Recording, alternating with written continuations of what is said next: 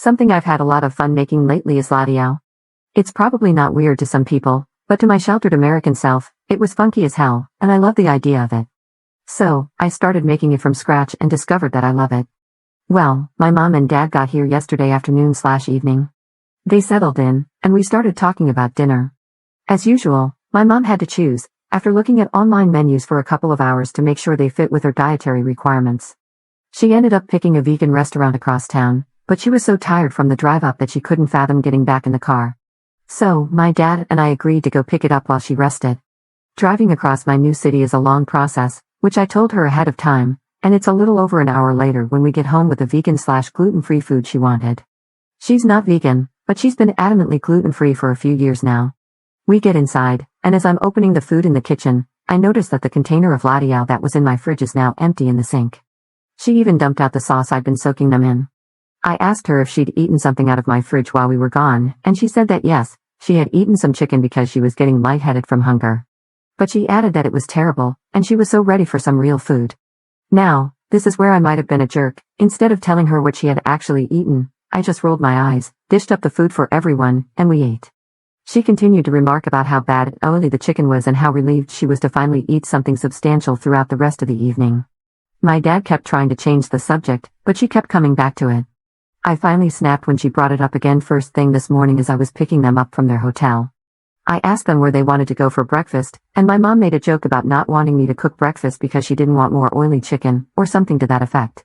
I finally said, "Mom, that was homemade ladiao, and I don't understand why you ate all of it if you hated it so much." She asked me what ladiao is, and I explained that it's just vital wheat gluten and water, steamed and soaked in sauce.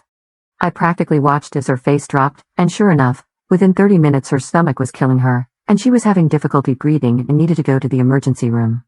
The whole time we were there, she went on and on to the nurses and doctors about how I'd fed her gluten and hadn't told her until it was too late for her to take her medicine, crying because now the whole trip was ruined.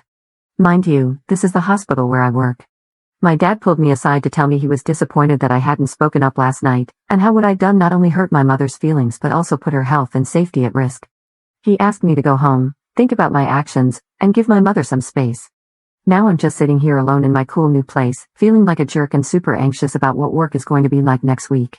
I'm torn because I don't think it's my fault that she ate my food without talking to me first, but I'd be lying if I said I didn't omit the information about what she'd eaten because I was pissed at her and just didn't want to discuss it further. I also didn't expect it to make her so sick. Update 6 hours later. Just got home. So after everything went down this morning, I went back to the hospital to check on my parents. My mom was still in the emergency department and sleeping, so I got to talk to my dad and the doctor for a bit.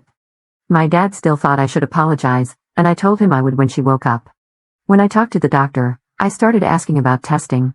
I asked if they had done a test for the specific kind of immunoglobulin present in celiac disease when someone has gluten, and she said they hadn't needed to because my mom had already had that test done with her PCP. The doctor then asked me if I worked in the medical field, and I told her that, yes, I worked in the lab.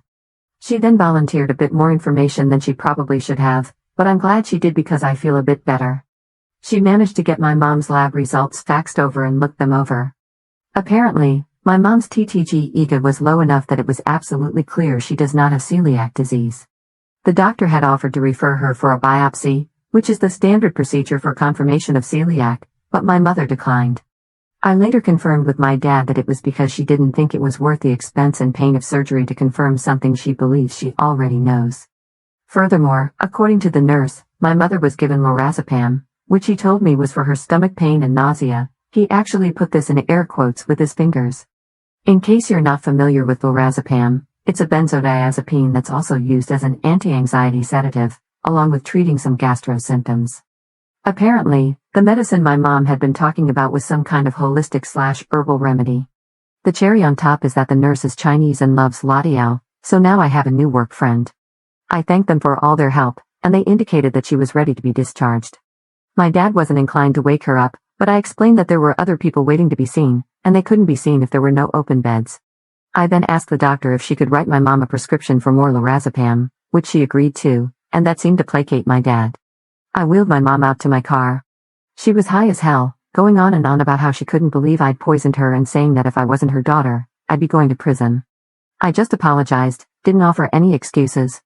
When I got them to their hotel and my mom was waiting on a couch in the lobby while my dad grabbed her bags from my car, I told my dad it was probably better if they just went home.